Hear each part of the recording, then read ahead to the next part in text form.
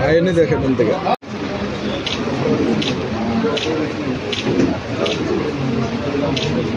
কথা কয় কিন দিকে এত কথা কয় কিন দিকে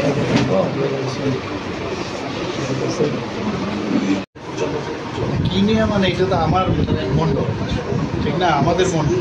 এখানে তো সবসময় ইচ্ছা হয় আসা, হঠাৎ করে মনে হলো যে আজকে রোববারে আসলে এখানে যানজটটা কম হবে, অন্যদের ডিস্টার্বও কম হবে। ইচ্ছা তো হয় সবসময় আসে, সময়েরও একটা প্রবলেম থাকে। আজকে কালকে কথা হচ্ছিল যে আমি যে কোনো সময় আমি আসতে পারি, 1 ঘন্টা আগে সময় দিলে যাই।